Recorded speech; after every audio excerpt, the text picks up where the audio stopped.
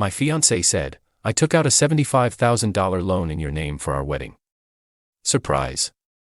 "It'll be perfect." I responded, "You're full of surprises." Then I reported identity theft and fraud, when federal agents arrested her during her dress fitting for wire fraud and forgery. Original post: I-36 male. I'm sitting in my apartment, staring at paperwork from the FBI, still trying to process how the woman I was supposed to marry in 3 months is now facing federal charges. 2 weeks ago, my fiancée Natalie, 33, destroyed our entire future with what she called a surprise gift. We'd been together for 4 years, engaged for 1. The wedding was planned for September. Nothing crazy, maybe 80 guests, nice venue, the works. We'd agreed on a $25,000 budget. I'd saved $15,000. She claimed she had $10,000. Seemed reasonable. Then came the Thursday that changed everything. I was working from home when Natalie burst through the door at lunch, practically vibrating with excitement. "Baby, I have the most amazing surprise. Our wedding is going to be perfect." She pulled out her iPad, started showing me photos: luxury venue upgrade, designer dress that cost more than my car, 7-tier cake, celebrity wedding planner, flowers flown in from Ecuador. "Nat, this looks incredible, but we can't afford." "That's the surprise." She was beaming. I handled it. I got us a loan. A loan. We agreed no debt for the wedding. But listen, it's in your name, so the interest rate was better. Your credit is amazing, mine's still recovering from student loans. It's practical. My blood went cold. "What do you mean it's in my name?" She pulled out a folder: loan documents, $75,000. My name, my social security number, my forged signature. I practiced your signature for weeks to get it perfect. Isn't that romantic? I stared at her. This woman genuinely thought forging my signature on a $75,000 loan was romantic. "Natalie, you committed fraud." Her smile faltered. "It's not fraud. We're getting married. What's yours is mine. We're not married yet. And even if we were, forgery is still illegal.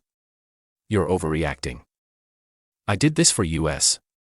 I stood up, walked to the bedroom and locked the door, called my brother who's a cop. He told me exactly what I already knew. This was identity theft, wire fraud, forgery, federal crimes. While Natalie banged on the bedroom door crying about how I was ruining everything, I did 3 things. 1. Called the bank, reported the fraudulent loan, checked my credit report. She'd also opened 2 credit cards I didn't know about. 3. Called the FBI's fraud hotline. The agent I spoke to was very interested when I mentioned the amount and that it crossed state lines. The loan was from an online lender based in another state. Update 1. The next morning while Natalie was at her yoga class, I went to the FBI field office with every document I could find. The loan papers, the credit card statements, screenshots of texts admitting to it. She'd actually bragged to her bridesmaids group chat about her brilliant solution. Special Agent Rodriguez took one look at the forged signatures and whistled low. "Ma'am really thought this was okay. She thinks we're getting married so it doesn't count. That's not how the law works." They opened a federal investigation immediately. Wire fraud over 50 callers is a serious federal offense. The forged signatures were almost perfect. She'd clearly practiced extensively, which showed premeditation. When I got home, Natalie was waiting with her mother, Barbara, and sister Carly. "How dare you," Barbara screamed. "Natalie told us what you did, calling the FBI on your own fiancé. She committed fraud, Barbara. She was planning your wedding. With money she stole by forging my signature." Carly jumped in. "It's not stealing if you're getting married. God, you're so dramatic." Natalie was crying those perfect manipulation tears. "I just wanted our day to be perfect. Every girl dreams of her perfect wedding. Every girl doesn't commit federal crimes to get it. You're really going to ruin my life over this. You ruined your own life when you forged federal loan documents."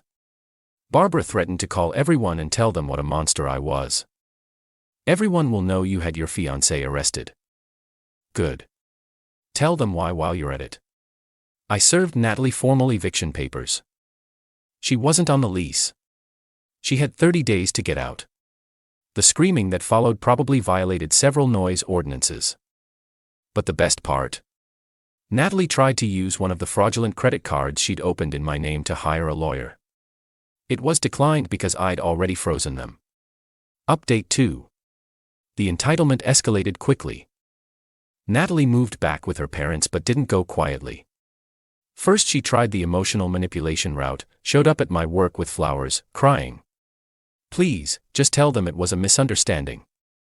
We can still get married. Security escorted her out when I called them. Then came the family assault. Her father Richard called me. This man, who'd been mostly silent our entire relationship, suddenly had opinions. Son, let's be reasonable. Natalie made a mistake. A big one, sure, but dropping the charges is the right thing to do. I didn't press charges, Richard. The federal government did. Once you report fraud of this magnitude, it's out of my hands. There has to be something you can do. There is. I'm cooperating with the investigation. You're destroying her future over wedding planning. She destroyed her own future with wire fraud. He hung up on me. Then Barbara tried a different approach. She actually offered me a bribe. Showed up at my apartment with a check for $10,000. This should cover your troubles. Just tell the FBI it was a misunderstanding. Barbara, you're attempting to bribe a federal witness. That's also a crime. Her face went white. You wouldn't dare report me. Try me. She left quickly after that. But Natalie wasn't done. She started a social media campaign, posting about how her abusive ex was trying to ruin her life because she wanted a nice wedding. The comments were split. Some people bought it. Others pointed out that fraud is still fraud. Then she made her fatal mistake. She created fake emails, supposedly from me, admitting I knew about the loan and approved it. She sent these to the FBI agent handling the case, thinking it would get her off the hook. Special Agent Rodriguez called me within an hour. Your fiancée just added falsifying evidence and obstruction of justice to her charges. The emails came from an IP address traced directly to her parents' house. The arrest happened 3 days later. Update 3. I got the call from Agent Rodriguez at 2 p.m. on a Tuesday. We're arresting Ms. Morrison this afternoon. Thought you should know. Where? Well, according to her social media, she has a wedding dress fitting at 3 p.m. at Bella's Bridal. The irony was perfect. I didn't go watch, but I heard about it from everyone. Federal agents walked into Bella's Bridal while Natalie was literally standing on the pedestal in a $12,000 dress, bought with one of the fraudulent credit cards. Her bridesmaids were there. Her mom, her sister, the works. According to witnesses, she tried to run. In a wedding dress. With a train. She made it about 10 feet before tripping on the tool. The arrest video went viral because one of her bridesmaids live-streamed it, thinking she was documenting the dress fitting. The comments were brutal. LMAO, she really thought forging signatures was okay. The way she fell in that dress. Imagine committing felonies for a wedding. Barbara tried to fight the agents and got herself arrested for obstruction. Carly filmed it all while screaming about injustice and true love. The local news picked it up. Bride-to-be arrested at dress fitting for $75,000 fraud scheme. That's when the other victims started coming forward. Update 4. Turns out, I wasn't Natalie's first victim. Once the arrest made news, 3 of her exes reached out to me. Tom dated her 2018 to 2019. She'd taken out credit cards in his name. Racked up $20,000. He'd paid it off just to make her go away because she threatened to tell everyone I was abusive if I reported it. Miguel, 2016 to 2017. She'd forged his signature on apartment lease documents and skipped out, leaving him with months of unpaid rent. She said it was romantic that she wanted to live somewhere nice for us. Derek, 15. She'd actually sold his car while he was on a business trip and used the money for a shopping spree. Title fraud. He'd been too embarrassed to report it. Update 5. We all met up at a bar, 4 guys whose lives had been turned upside down by the same woman. Derek brought receipts, literally. He'd kept everything, including text messages where Natalie admitted to selling his car but said he was materialistic for caring about a stupid vehicle more than their love. We created a shared document with all our evidence and sent it to the FBI. The investigation expanded. More federal charges were added. The prosecutor called it a pattern of fraudulent behavior spanning nearly a decade. Barbara, out on bail from her obstruction charge, called me crying. "You've destroyed our family. Natalie's looking at years in prison." Natalie destroyed herself, Barbara. I just stopped being victim number 5. She only wanted nice things. Is that a crime? The fraud part is, yeah. You could have just paid for the wedding. With what? The money she stole from me. You're supposed to provide for your wife. She's not my wife. Thank God. The engagement ring. Natalie refused to return it, claimed it was a gift. I had to take her to small claims court to get it back. She showed up in a white dress to small claims court and told the judge that keeping the ring was compensation for emotional distress. The judge, an older woman who'd clearly seen everything, looked at her over her glasses. "Ma'am, you're facing federal fraud charges." The ring goes back to him. Natalie screamed that the system was rigged against women who just wanted love. The federal trial was set for 6 months out, but the drama didn't stop. Natalie, out on bail with an ankle monitor, decided her best defense was to prove we were spiritually married and therefore the fraud wasn't real. She hired a spiritual advisor, found on Craigslist, who declared that our souls were bonded in the celestial realm and thus the loan was technically in both our names. She tried to submit this as evidence. Her public defender looked like he wanted to disappear into the floor. Then came what I now call the coffee shop incident. I was grabbing coffee when Natalie walked in with Carly.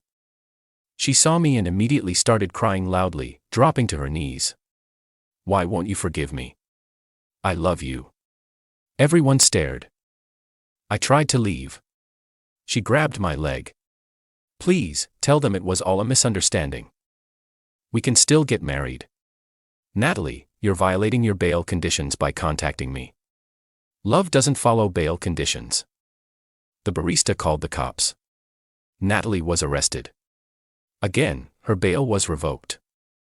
She spent the next 3 months in federal detention.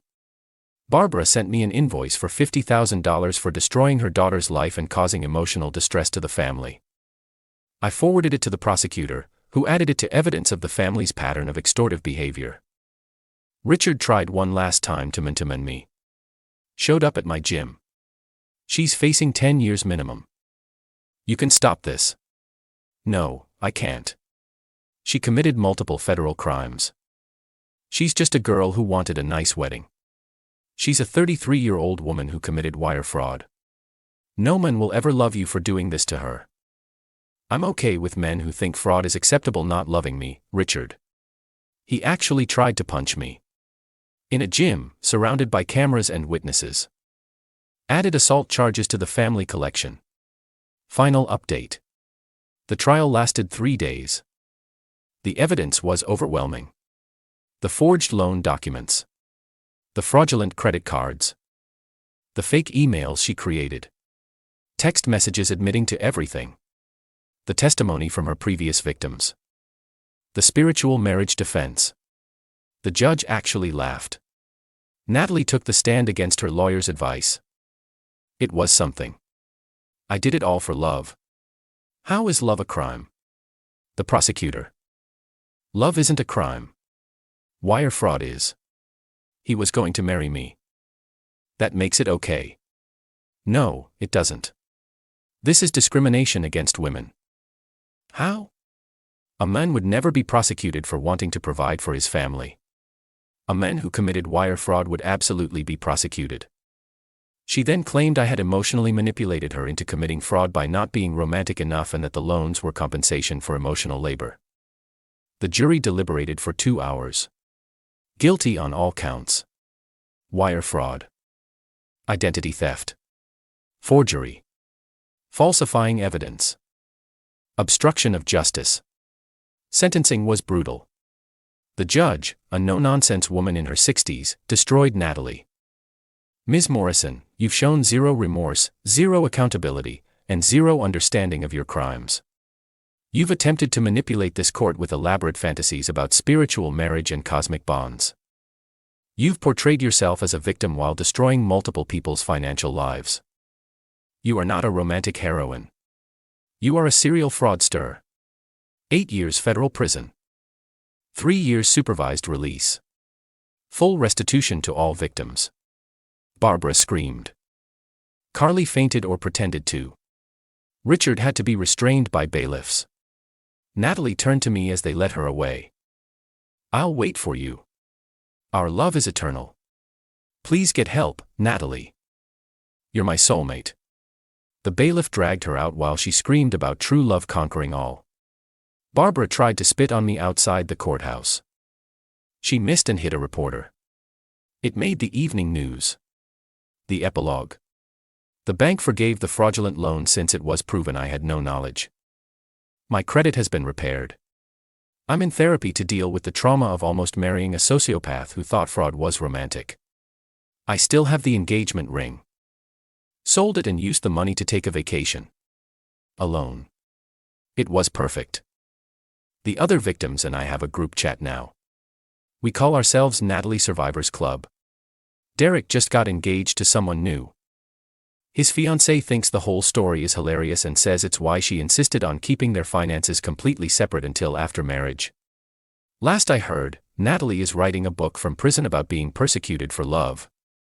Her working title is Fraud and Prejudice, a Modern Love Story. The publisher passed. Barbara and Richard had to sell their house to pay for lawyers and the various lawsuits. They blame me, not their daughter who committed multiple felonies. Carly started a blog about injustice in the justice system. It has 12 followers, mostly family members. The wedding venue. They kept the deposit, all $5,000 of it, paid with one of the fraudulent credit cards. They're using it as a cautionary tale in their contracts now about why they verify all payment methods. The dress shop. They're suing Natalie for the $12,000 dress she was arrested in. Apparently you can't return a dress that's been in federal custody. Me. I'm dating again. Very slowly, with extensive background checks. My new girlfriend thinks the story is wild and jokes that she'll only commit misdemeanors for me, not felonies. It's weirdly romantic. The moral of the story? When someone shows you who they are, especially when they're literally committing crimes and calling it love, believe them and run fast. Oh, and always monitor your credit report.